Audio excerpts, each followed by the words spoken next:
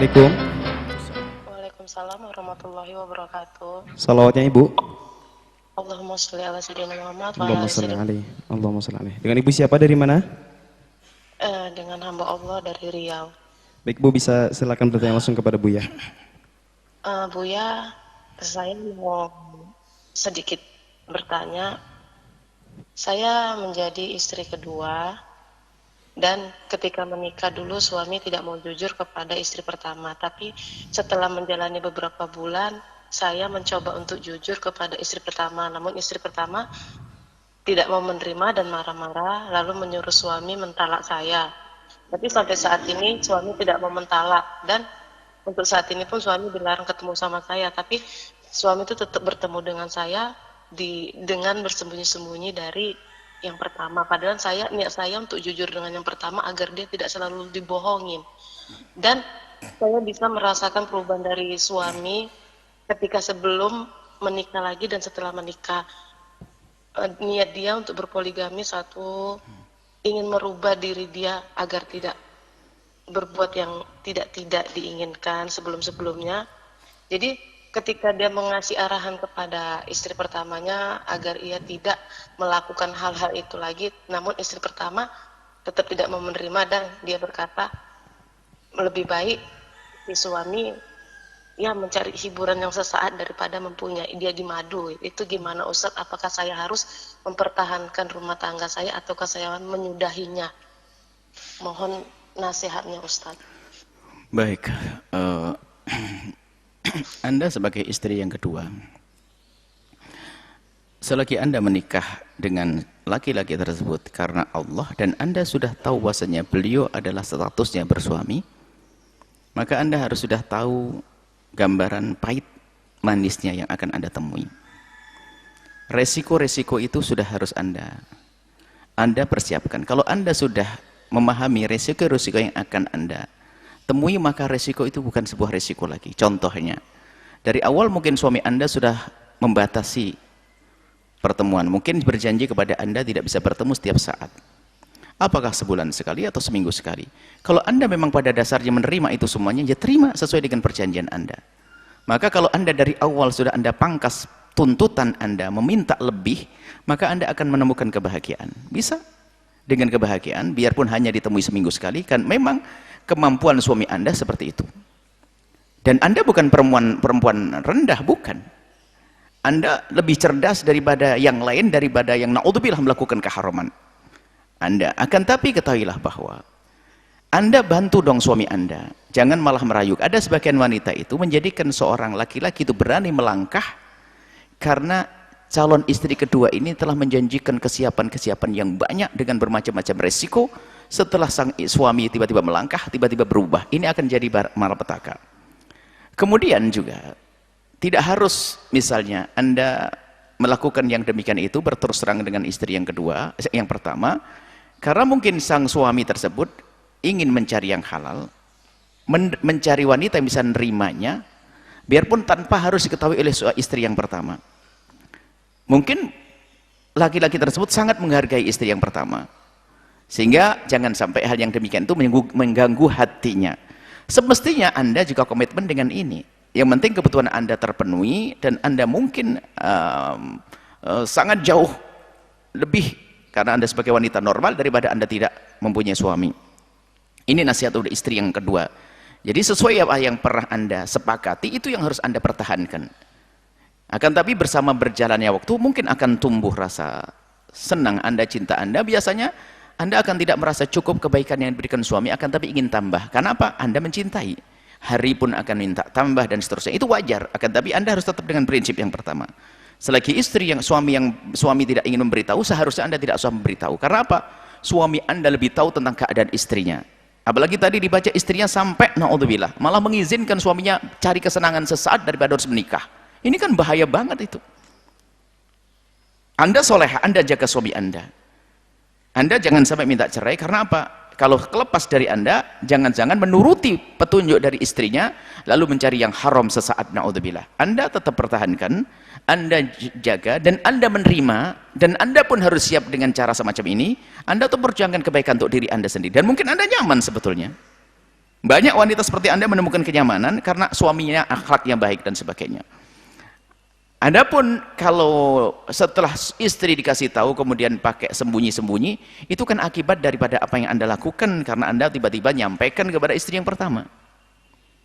Menyampaikan istri yang pertama lalu menjadikan sang suami untuk ke rumah Anda menjadi serba salah, sehingga waktunya semakin dikontrol, dibatasi, sehingga ini buah daripada itu semuanya. Nah, jadi maka Anda terima itu semuanya. Tapi ingat, semua jalan nih karena Allah Subhanahu wa taala. Suami Anda menikahi Anda kok dengan cara yang halal, menunjukkan dia adalah orang yang takut kepada yang haram. Ini nasihat untuk istri yang kedua. Jadi terima, dengan ketabahan Anda itu menjadikan Anda semakin sempurna nanti. Anda semakin nyaman. Biarpun hari yang diberikan kepada Anda adalah tidak seperti yang lainnya, ketahuilah serahkan semuanya adalah kepada Allah. Semoga Allah mudahkan dengan panjatan doa. Di saat bertemu dengan suami Anda akan semakin maksimal Anda dengan jarang bertemu. Yang penting hati Anda terjaga. Kemudian Anda harus tahu bahwasanya istri yang pertama jelas terlukai. Merdu nih, sakit secara manusiawi, akan tapi bersama bergantinya hari, mungkin baiknya Anda tidak pernah melabrak, Anda tidak pernah ini. Dia manusia dan mungkin dia orang punya iman, akan berubah pada waktunya nanti pada akhirnya. Jadi Anda tidak perlu memancing emosi. Tidak perlu memancing emosi menampakkan sesuatu kepada istri yang pertama. Ini nasihatnya karena sudah terlanjur ini. Banyak istri kedua ini begitu ternyata niatnya tidak baik. Setelah menjadi merongrong, akhirnya suami menjadi kelabakan, akhirnya dolim kepada istri yang pertama, naudzubillah. Kami baca Anda insya Allah wanita yang baik, solehah, dan bisa menyelamatkan suami Anda. Kemudian, semoga ini istri yang pertama juga mendengar. Kalau sampai keluar dari seorang istri, lebih baik suaminya melakukan yang haram daripada harus nikah lagi, poligami, iman yang kropos, naudzubillah. Jangan sampai menyamakan antara syariat Nabi Muhammad dengan syariatnya iblis. Ini, jangan sampai ada wanita semacam itu. Dan hendaknya, dan katanya sudah diajak diskusi oleh sang suami, tetap saja keras hati sang istri, berkeras kepala, tidak mau ini. Hendaknya menjadi wanita yang cerdas. Kalau memang suaminya adalah memang ya mohon maaf kita, Anda sendiri mungkin kalau dia mendengar, yang lebih tahu adalah istrinya sendiri. Tentunya ya jangan egois kalau memang ternyata suaminya memerlukan yang seperti itu, kemudian sang istri ada kelemahan dan sebagainya. Sampai berani mengatakan lebih baik mencari kesenangan, itu kan menunjukkan bahasanya mungkin sang suami sangat membutuhkan pada yang itu. Dan mungkin suami tersebut sangat soleh, sangat baik, sehingga tidak mau melakukan yang haram, sehingga harus melakukan dengan cara semacam itu. Maka sebagai istri yang pertama, hendaknya ya mengerti kebutuhan suami. Pertama, penuhi dengan diri Anda sendiri. Kalau ternyata diri Anda sendiri merasa tidak mampu, jangan sampai mengatakan lebih baik cari yang haram, naudzubillah. Itu adalah khawatir iman Anda dicabut. Tinggal sekarang bagaimana sebagai istri pertama. Tarik kembali suamimu bukan berarti suruh mencerai. Karena menikah dengan istri yang kedua adalah dengan cara yang halal. Tidak diperkenankan siapapun menyuruh mencerai dalam keadaan yang halal. Itu janji dengan atas nama Allah. Maka bagi Anda adalah, wahai istri yang pertama, kalau namamu Azizah, jadilah Azizah yang baru. Kalau namamu Aisyah, jadilah Aisyah yang baru. Artinya apa? Membuat perubahan yang dahsyat. Layani suamimu dengan penuh kasih sayang. Tampakkan kedekatanmu dengan Allah Subhanahu wa taala agar suamimu semakin menyayangimu dan mencintaimu. Setelah itu apa? Yang ada hanya keindahan. Urusan suamimu telah menduakan nikah, itu adalah urusan itu beban bagi sang suami. Dia harus memberikan nafkah, dia harus ini beban satu sisi. Memang satu sisi adalah urusan syahwatnya. Tapi satu sisi adalah dia beban juga karena apa? Harus memberi nafkah, ada tanggung jawab bagaimana kalau punya anak dan sebagainya. Kalau dia orang beriman, kalau dia nggak punya iman, asal punya anak sana, lompat sini, lompat sana, main toh itu semua, naudzubillah. Semoga istri pertama tadi, semoga suami Anda adalah suami yang benar-benar soleh. Kalau Anda perlu membuat pembenahan karena Anda sampai mengatakan boleh melakukan yang haram, naudzubillah, itu adalah bahaya sekali. Kembalikan suamimu kepadamu tanpa harus kau lepas daripada istri yang kedua. Diskusi yang baik. Kemudian nasihat buat suami. Ini semuanya. Karena kalau begini ini harus nasihati semuanya, nggak boleh ada kezaliman dari salah satu pihak.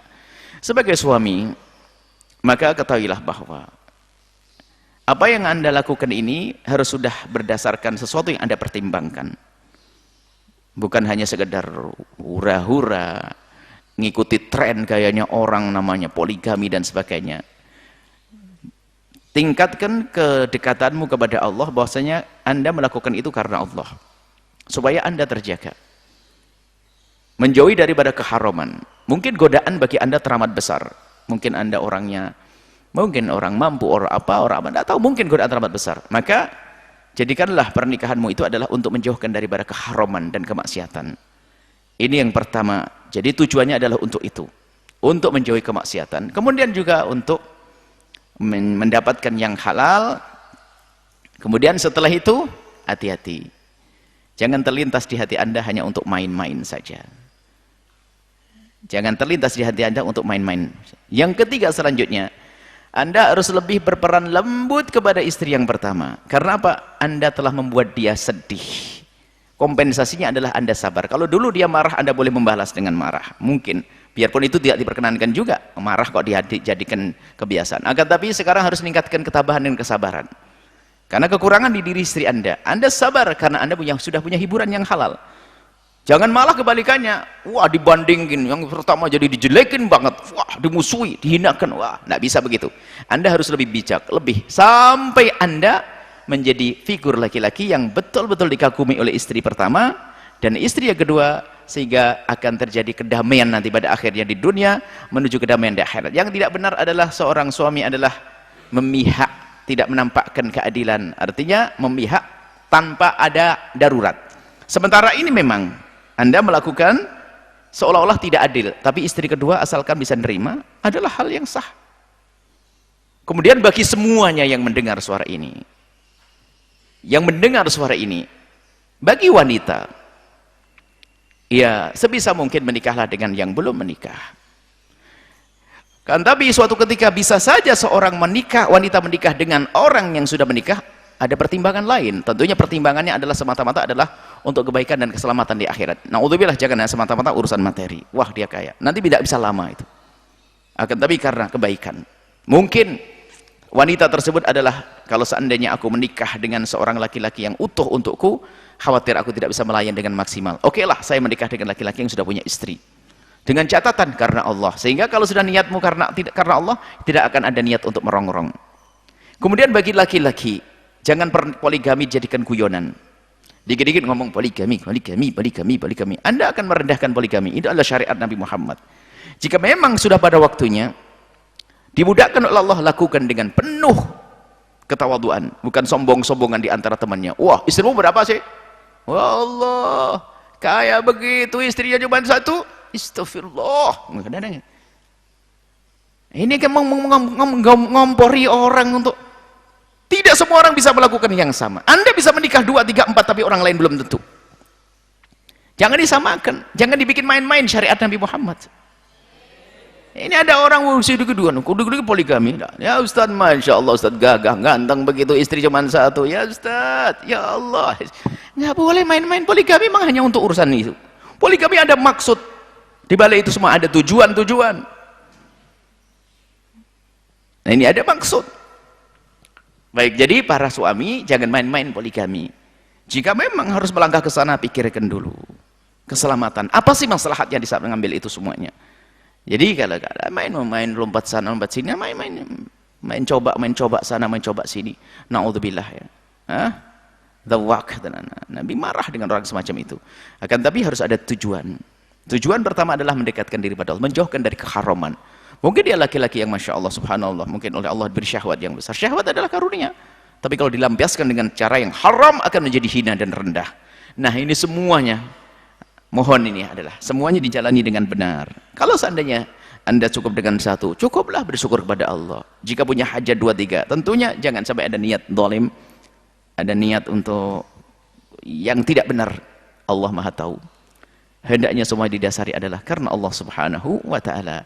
Dan kemudian setelah itu ingat, hai kaum pria, poligami adalah syariat yang ada dalam Islam. Jangan dinodai dengan perilaku kaum pria. Hai wanita, poligami adalah ada. Jangan ingkari lalu membenci dengan kasus poligami. Kalau membenci perilaku orang yang tidak berakhlak dalam poligami adalah sah, membenci akhlak yang jelek. Tapi kalau dikit-dikit mengingkari poligami adalah juga tidak dibenarkan. Begitu juga para pria dikit-dikit ngomong poligami. Poligami adalah solusi. Di saat terjadi permasalahan atau di saat dia ingin mencari keselamatan dan sebagainya. Adanya poligami adalah Bukan untuk madharat, akan tapi kita sering menjadikan poligami sebagai madharat. Yaitu tadi, seorang wanita menganggap itu adalah suatu kejahatan, seorang laki-laki menjadi permainan. Nah, ini adalah juga nggak benar dua-duanya. Yang satu menganggap jahat, yang satu menganggap mainan. Tidak akan sampai kepada Allah dua-duanya. Wallahu a'lam bishawab.